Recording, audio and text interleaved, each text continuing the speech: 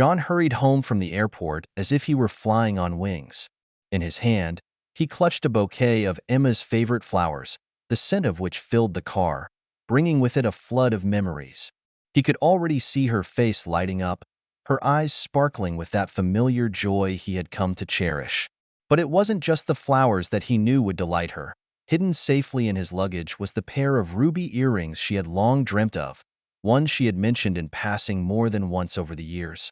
They had scoured jewelry stores, searched countless online marketplaces, but those perfect earrings always seemed elusive. John, with his frequent business trips, had made it his quiet mission to find them, visiting jewelry shops in every city he traveled to. And now, after months of searching, he had finally found them, tucked away in a small boutique on a quiet street in a distant city. As he navigated the familiar streets toward their home, John's heart raced with excitement. He pictured the look on Emma's face when he handed her the small velvet box, the way her eyes would widen with surprise before filling with tears of joy. He imagined her wrapping her arms around him, their laughter mingling with her soft gasps of delight. The anticipation was almost too much to bear. 2 years of marriage had only deepened his love for her, and he felt a renewed sense of devotion every time he returned from a trip, knowing how much she missed him in his absence. But Emma, his radiant, loving Emma, had been struggling with something deeper lately. They had both longed for a child, a dream that had not yet come to fruition despite their hopes and efforts. While John tried to reassure her, telling her that their happiness wasn't defined by children and that their time would come, Emma had begun to feel the weight of disappointment pressing heavier on her. Her once playful teasing about his work trips had taken on a sharper edge. "You're always gone," she had said one evening, her voice trembling with the frustration she tried to hide behind a pout. "If you really loved me, you wouldn't leave me so often. How can we ever start a family if you're never here?" John had laughed softly, pulling her into his arms, trying to soothe the tears that threatened to spill over. "Our time will come, Emma. I love you more than anything, and I promise, we'll have a family. These work trips won't change that." But even as he spoke, he could feel her doubt lingering, an unspoken fear that perhaps their dreams were slipping away. He knew how much she longed to become a mother. He, too, wanted to build a life filled with the sounds of children's laughter, to see her cradle their child in her arms, her face glowing with the love he saw every time she looked at him. Yet he believed in patience, in the quiet faith that their time would come when it was meant to. Now, as John turned onto their street, his heart swelled with the hope that the gifts he carried would not only bring a smile to her face, but also remind her that, no matter the struggles they faced, they were in this together. Their love was strong enough to weather any storm, and he was determined to prove that to her. He parked the car and hurried to the door, the flowers trembling in his hand from both the chill of the night air and his own excitement. He paused for a moment before stepping inside, imagining the warmth of her embrace, the sweet welcome he had been craving since the moment he boarded his flight home. Pushing open the door, he was met with the familiar scent of their home, but something felt different. There was no sound of footsteps rushing to greet him, no soft hum of music or television playing in the background. The house was unusually quiet. He called out for Emma, his voice echoing through the rooms, but there was no answer. Anxiety began to creep in as he walked deeper into their home, flowers still in hand, the small box with the earrings tucked safely in his jacket pocket. And then he saw it, the note on the kitchen table, written in Emma's delicate handwriting. His heart sank as he approached, his breath catching in his throat. Trembling, he picked up the letter and began to read. "John, my love, by the time you read this, I will be gone. I don't know how to say this without breaking your heart, but I can't do this anymore. I've tried to be strong, to hold on, but I feel lost in this life we're building. You're so good to me, always patient, always hopeful, and yet, I feel like I'm falling apart. The truth is, I've met someone. It's not something I planned, and I didn't want it to happen, but it did. I can't keep living a lie, pretending everything is okay when I know I've already betrayed you in my heart. I'm so sorry, John. You deserve better than this. You deserve someone who can love you without the weight of doubt and guilt. Please, forgive me. Emma." John stood there, his hands trembling as the note slipped from his fingers and fluttered to the floor. The bouquet of flowers fell beside it, forgotten, as he struggled to comprehend what he had just read. Emma, the woman he had devoted his life to, the woman he had believed in, loved with every part of his being, was gone. The small velvet box in his pocket felt heavy now, a cruel reminder of the love he had hoped to rekindle. His world, so full of excitement and anticipation just moments ago, had crumbled around him in an instant. And now, in addition to the gifts he had so carefully chosen, John carried with him another piece of news that he knew would thrill his wife. His boss had informed him of a promotion at work. This promotion not only came with a significant pay raise, but it also meant that he wouldn't have to travel as frequently. The constant trips that had once been a source of tension between them would finally come to an end. No more long absences, no more tearful goodbyes at the airport. John was certain that Emma would be overjoyed by the news. He could already imagine her radiant smile, her arms wrapping around him in sheer delight. After all, wasn't this exactly what she had been longing for? A life where they could be together, without the looming shadow of his work pulling him away every few weeks? Yet, despite the certainty of her happiness, a strange unease clung to John. Deep down, something felt off, though he couldn't quite place it. It was a quiet, nagging feeling, one that gnawed at the edges of his excitement, whispering of an impending trouble that his rational mind could not explain. This wasn't the first time he had felt it. There had been rare moments in his life when this inexplicable sense of dread would settle in his chest, and each time, it had been followed by an event that justified his apprehension. He tried to shake off the growing discomfort as he watched the city lights blur through the taxi window, reassuring himself that it was nothing more than nerves. After all, it had been a long and stressful few weeks, with his focus split between his demanding work and his longing to get back home to Emma. He had worked tirelessly to wrap up his assignments ahead of schedule, just to be able to surprise her with an early return. Surely, this feeling was just the result of that exhaustion. As soon as he saw Emma's face and held her in his arms, this cloud of anxiety would dissipate. He was certain of it. When the taxi approached their building, John impulsively asked the driver to pull over at the corner near the bakery. He had forgotten to pick up one final treat, Emma's favorite cake. How could he have forgotten? She loved small gestures like this, and after being away for so long, he wanted everything about his return to be perfect. With a hurried thanks to the driver, John dashed into the bakery, quickly selecting the rich chocolate torte that Emma always adored. He smiled to himself as he left the shop, the anticipation building once more. Everything was falling into place. Tonight would be a night to remember. The ride up to their apartment felt slower than ever. When the taxi finally pulled up to their building, John, in his excitement, decided to forego the elevator and bounded up the stairs two at a time, his heart pounding with exhilaration. He couldn't wait another second to be with her, to share the news and see the joy on her face. Flowers in one hand, the cake in the other, and the velvet box with the earrings still securely tucked away in his jacket pocket, he felt as if he were carrying a whole world of happiness to Emma's doorstep. But as he reached their door, something shifted in him again. That same feeling of unease, stronger now than before. His hand hesitated for just a moment before he pressed the doorbell, the familiar sound echoing in the quiet hallway. A strange wave of nervousness surged through him, completely out of character. He told himself it was absurd. It was just the anticipation of seeing her, of sharing all the good news. Yet the silence on the other side of the door felt unusual. He waited a beat longer, then knocked softly, balancing the cake box carefully in one hand. His brow furrowed. Normally, Emma would have rushed to the door, delighted to see him.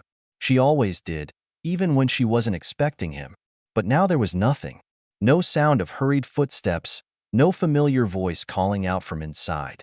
A knot formed in his stomach as he fished his keys out of his pocket. Maybe she had fallen asleep, exhausted from the day.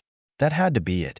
He would tiptoe inside, surprise her with the gifts, and everything would be fine. He slid the key into the lock, pushed the door open, and stepped inside. The apartment was dark, and the stillness that greeted him was almost suffocating. Something was wrong. He could feel it immediately. Emma didn't open the door right away, and when she finally did, John barely recognized her. Normally, she would greet him with a warm smile, dressed in something beautiful, her hair neatly arranged, radiating joy at his return. But the woman standing before him now seemed like a shadow of the Emma he knew. She was disheveled, her hair carelessly tumbling over her shoulders, wearing nothing but a worn nightgown. Her face, usually glowing with life, was pale and drawn, and she looked as though she had just woken from a restless sleep. What happened?"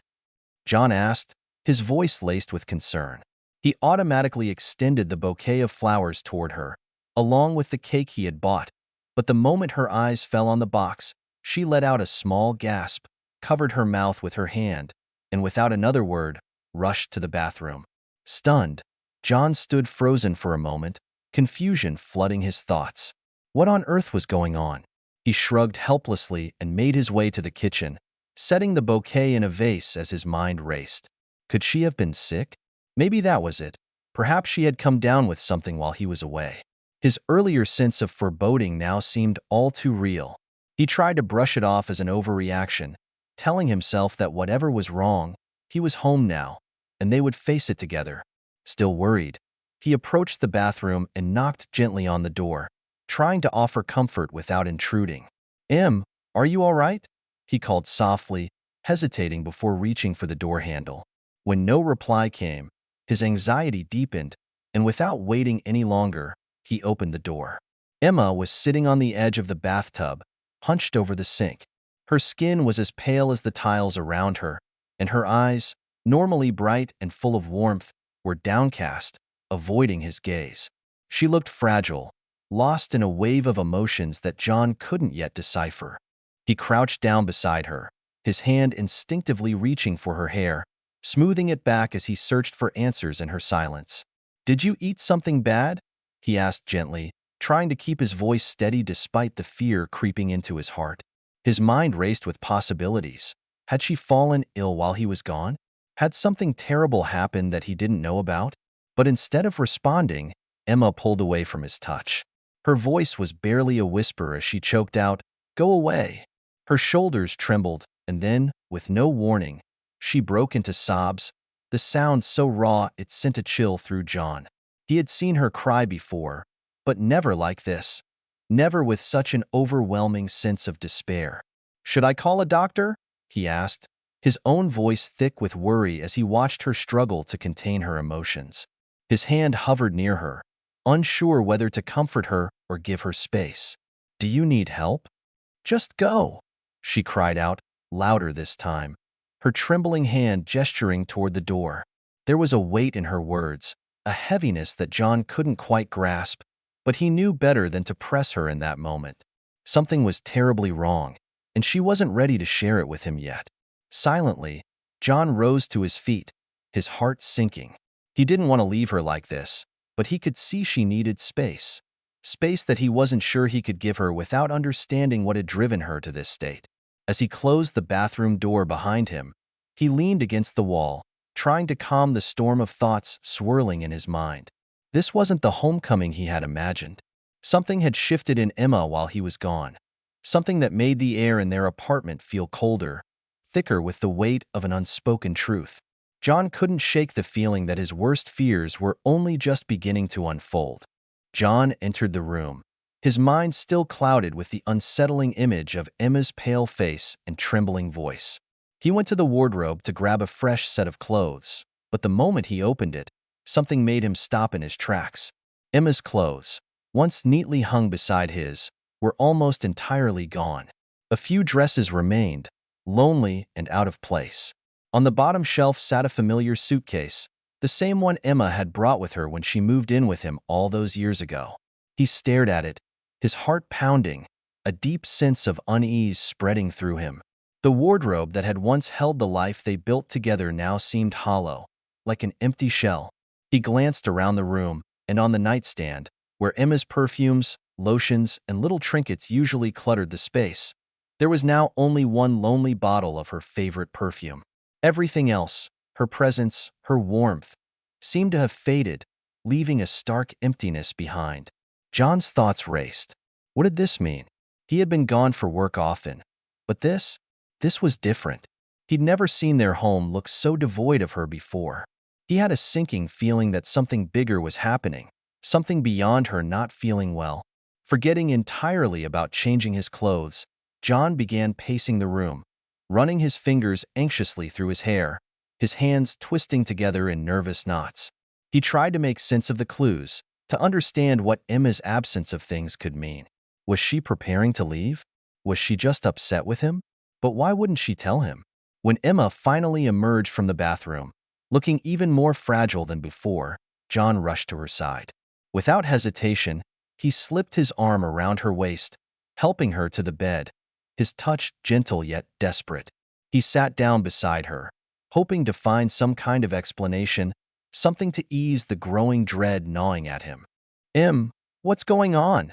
he asked softly, his voice filled with concern. He took her hands in his, hoping the warmth of his touch could offer comfort. But Emma immediately pulled her hands away, turning her face toward the wall, as if she couldn't bear to look at him. John tried again, this time more quietly. "I've missed you so much. I know you're not feeling well, but can you at least talk to me? I have some really good news, and I think I have news too," she interrupted abruptly, her voice cutting through his words like a cold blade. She turned suddenly, sitting up on the bed, her knees drawn to her chest. Her eyes, once so full of warmth, now seemed distant and defiant. "Who goes first, John?" she asked, her tone sharp. "Me or you?" John blinked, taken aback by the bitterness in her voice, by the tension that suddenly hung heavy in the air between them. "Well, go ahead, you go first," he said gently, trying to smile, though confusion gnawed at him. He had always let Emma go first in these moments, always tried to be the one to listen, to understand her before himself. "Great," she said, her words laced with a strange, almost mocking energy. Her eyes locked onto his, and for a brief second, John saw a glimpse of the Emma he once knew, vulnerable, but now with a hint of anger and resignation. "I'm pregnant, John," she said, her voice cold and final. The words hit him like a punch to the gut, but before he could process them, she continued, "But it's not yours. It's our neighbor's. I'm sorry, but I'm leaving you for him."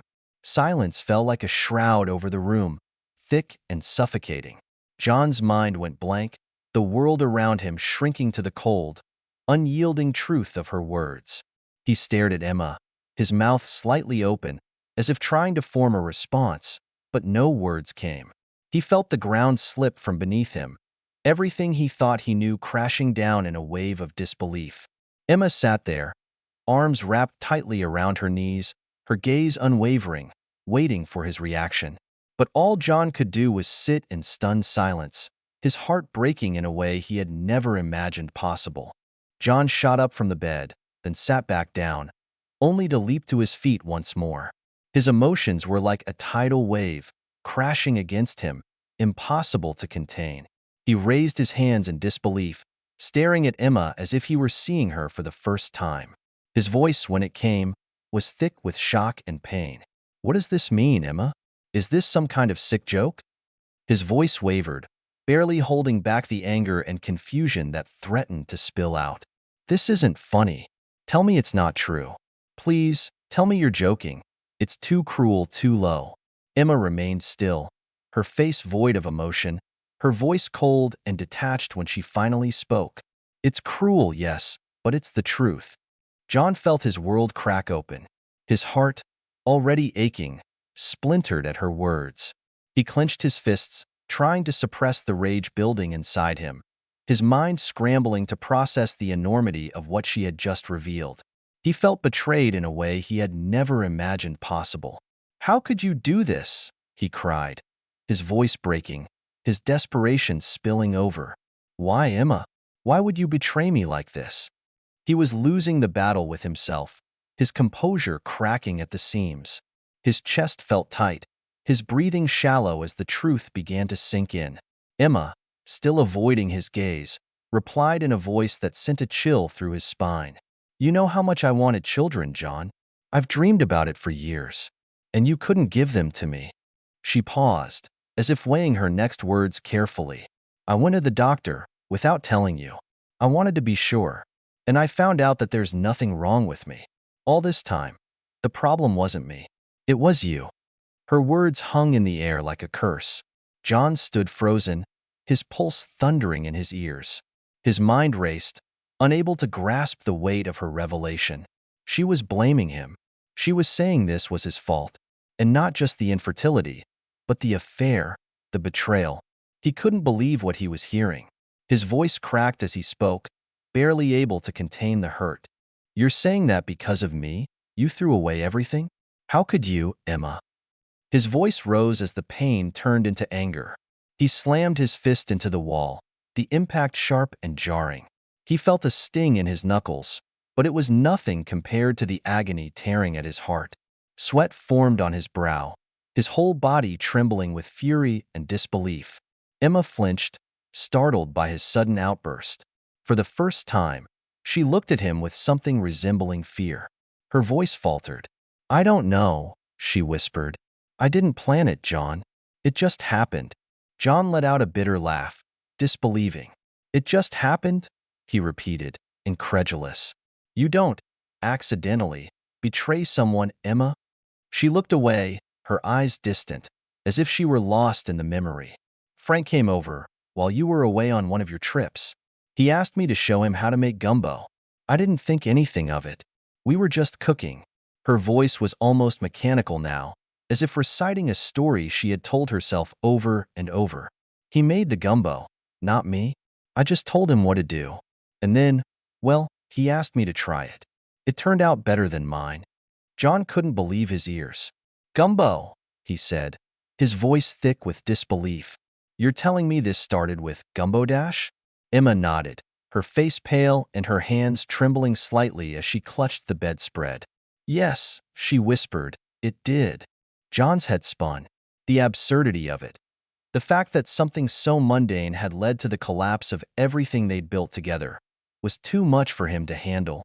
He staggered back, his hands going to his head as if he could block out her words, as if he could rewind time and undo everything. He had always feared something might be wrong between them, but this was beyond anything he had ever imagined. The woman he loved, the woman he had married, had not only betrayed him but was leaving him for someone else. And now she was pregnant, carrying another man's child, all because of a bowl of gumbo. John burst into laughter, a hollow sound that echoed through the room. "So, you're planning to have a baby with him, and you didn't even know he went to culinary school and worked as a chef for a couple of months?" His voice was thick with irony, his smile sharp and bitter. Emma blinked, taken aback by his reaction, a flicker of surprise crossing her face. She hadn't expected him to laugh. "John," she began, her voice more measured, though there was a tremor beneath her calm. "I'm leaving for Frank's. You understand, don't you? The baby needs a father, and you're never going to forgive me for this. You're never going to accept me with someone else's child." John winced at her words, a sharp sting of reality cutting through the haze of disbelief. He imagined it for a fleeting second, the life she was suggesting. Could he ever look at her again without seeing betrayal? Could he ever raise another man's child, especially Frank's, the man who lived just next door, mocking him in proximity and now in deed? The idea clawed at him, too grotesque to entertain. "You've already packed, I see," he remarked, doing his best to keep his tone detached, though his heart hammered in his chest. He glanced at the half-empty wardrobe, at the suitcase by the door. The same suitcase she had brought with her when they first moved in together. "Well," he added, his voice growing cold, "I wish you happiness in your new life, Emma. Goodbye. I won't hold you back." Emma flinched at the sharpness in his words, but she didn't protest. She had expected this. In truth, it made things easier. She stood there for a moment, as if unsure of what to say next, but then simply nodded. Without another word, she turned and made her way out of the bedroom. John stood motionless for a moment, the echo of her departure settling around him like dust. The once warm and lively apartment suddenly felt cavernous and empty. He heard the front door creak open and the soft murmur of voices outside. He crossed to the kitchen window, peeking through the blinds just in time to see her walk out of the building. There, at the entrance, stood Frank, smug and self-satisfied, holding her suitcase like a trophy. The man had the audacity to glance up at John's window, their eyes locking for a brief second. There was a faint smirk on Frank's lips, one that made John's blood boil. His fists clenched involuntarily, but the surge of anger quickly dissolved into a numbing exhaustion. There was nothing left to fight for. She was gone. He retreated back into the kitchen, feeling a heaviness settle over him like a lead blanket. Mechanically, he pulled out his phone and dialed his workplace. "Yeah, it's me," he said flatly into the receiver. "Listen, about that promotion. Can you cancel it? Send me out on the next long-term assignment instead. I need to get out of here." His voice wavered only slightly, but he quickly steadied himself, blinking back the emotions that threatened to spill over. "Thanks," he said after a brief pause, ending the call. He wanted nothing more than to disappear. Far away from this nightmare, from this life that had crumbled in a matter of minutes. As John stepped out of the kitchen, the apartment seemed eerily quiet. It was strange, really, how quickly something that had once felt so full of life could feel so utterly abandoned. The echo of her footsteps still lingered in the hall as if mocking him.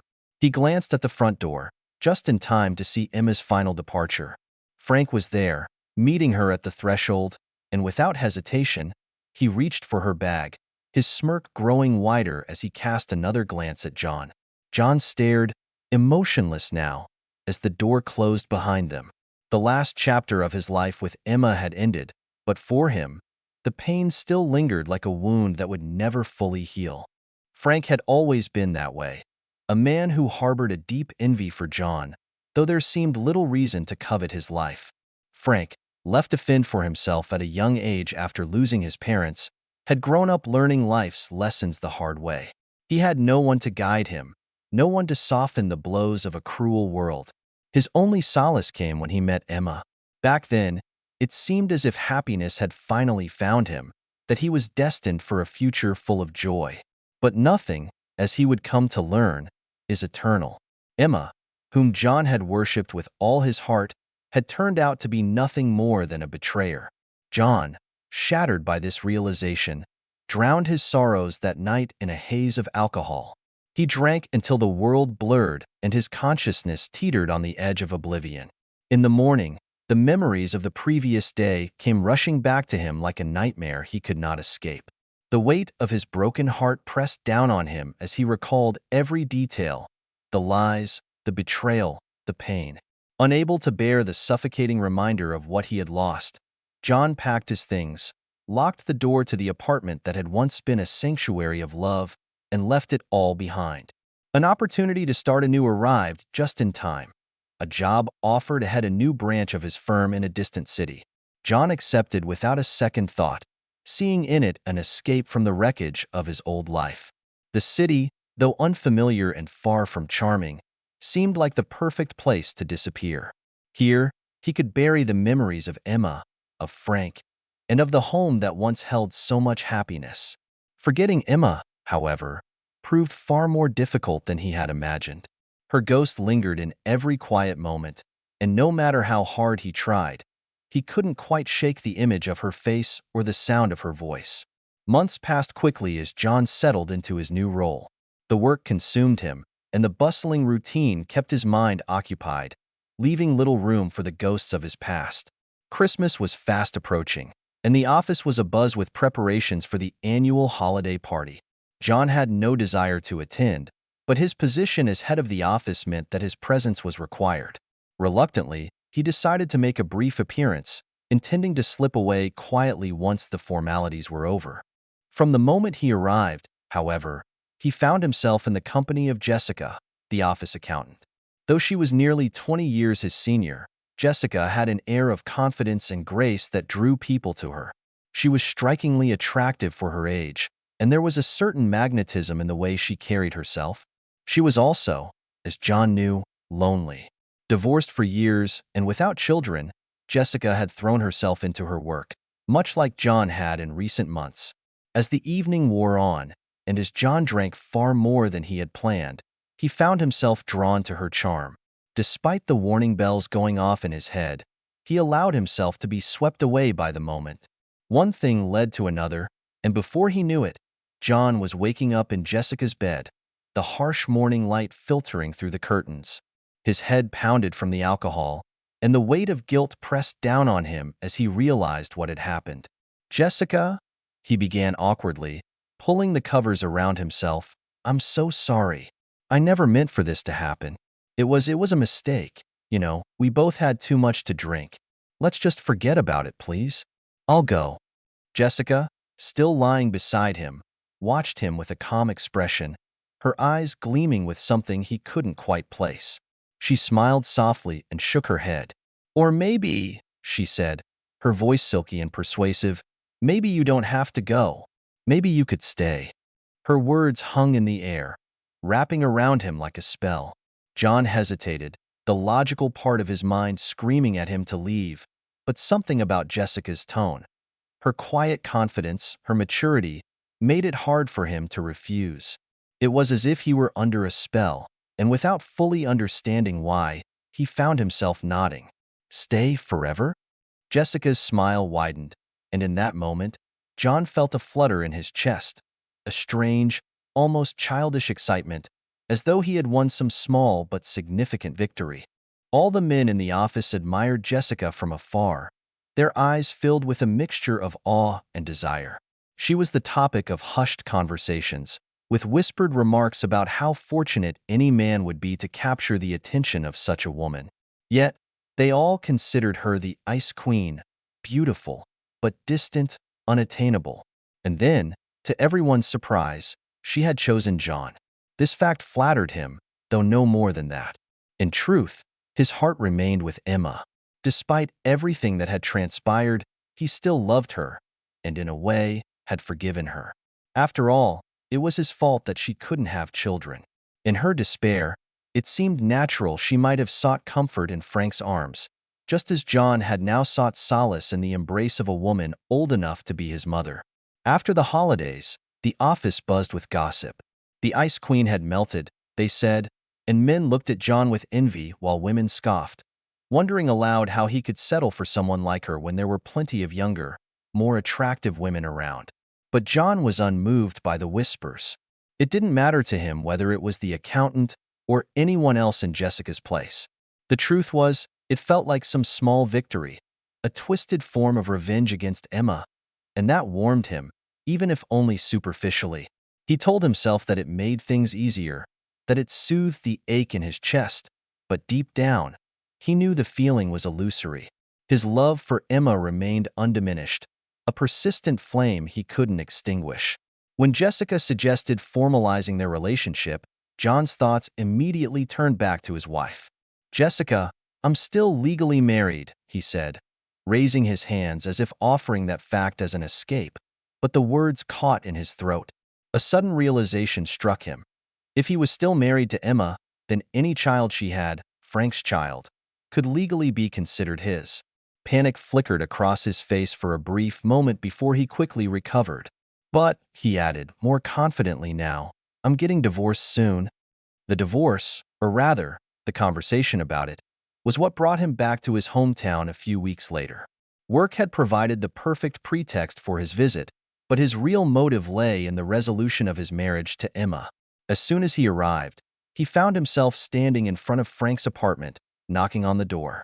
He expected a conversation with Emma, wanted to settle the details of the divorce and, perhaps, discuss the past one last time. But the door remained closed. John knocked again, this time more forcefully, his hand balling into a fist as he pounded on the wood. Still, no answer. Suddenly, the door to the neighboring apartment creaked open. An older woman, wrapped in a faded housecoat, looked out at him with irritation. "John, what are you making all this noise for?" she asked, squinting at him. "How's anyone supposed to sleep around here? I nap during the day, you know." "Sorry," John mumbled, lowering his hand from the door. "Do you know where Frank is?" His tone was hopeful, as if he half expected her to say something that would bring him relief, that would explain Emma's absence in a way that made sense. The neighbor raised an eyebrow. "Frank?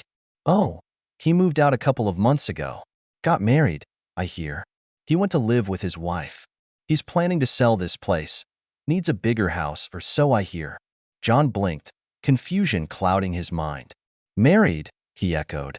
But Emma doesn't have an apartment. Did she inherit something? The old woman snorted softly. No, no, you've got it all wrong, she said, shaking her head. His wife's name is Sarah.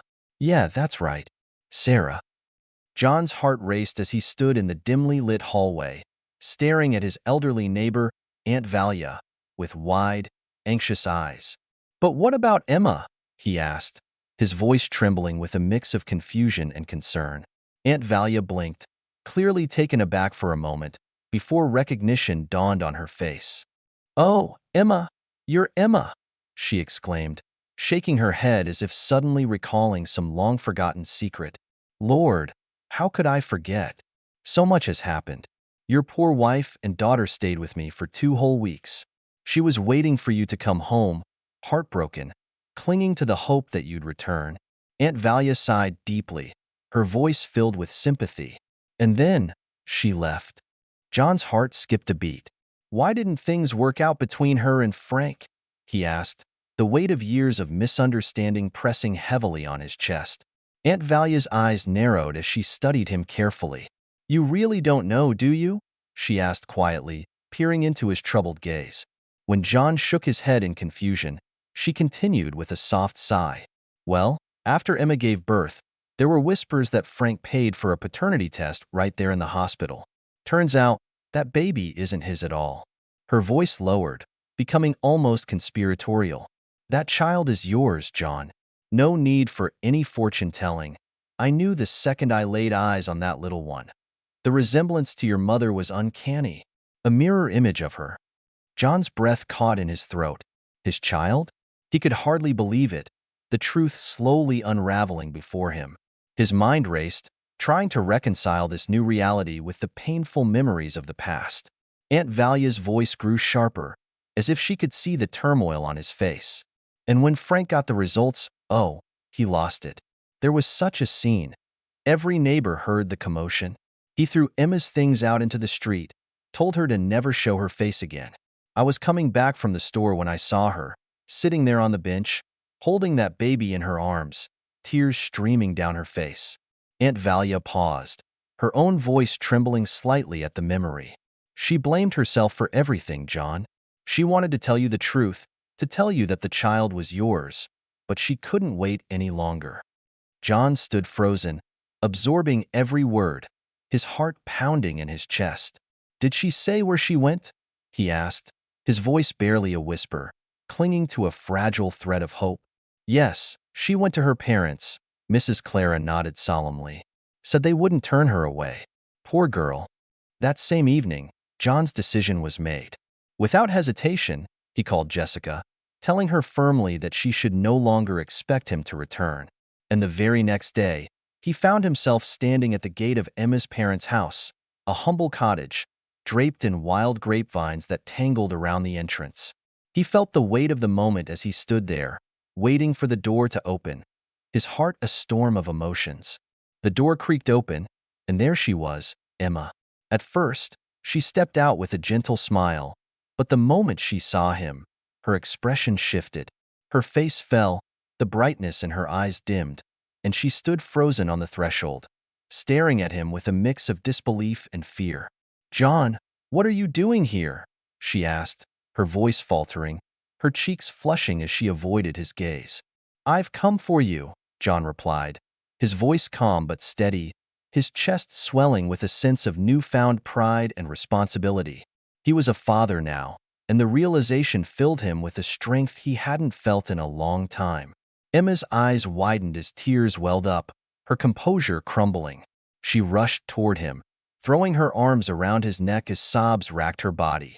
Please, forgive me, John, she cried, her voice breaking with guilt and remorse. I've wronged you in ways I can never undo. I'll beg for your forgiveness for the rest of my life. I've been so foolish, so blinded by my own despair. Her words were a flood of regret, her tears a testament to the pain she had carried. John's own eyes misted as he looked at the tiny figure cradled in the distance. His daughter. His breath caught in his throat as he saw her for the first time. Her striking resemblance to his mother as a child took him by surprise. It was as if he was looking at an old photograph come to life. "Thank you. For our daughter," he whispered, his voice thick with emotion as he pulled Emma closer, kissing her forehead softly. Reaching into his coat pocket, he drew out a small, velvet-lined box and opened it to reveal a pair of delicate earrings, ones Emma had once dreamed of owning. With a trembling hand, he offered them to her. "These are for you," John said quietly, his voice full of tenderness. "I know they won't make up for the past, but they're a symbol of something new, a new beginning."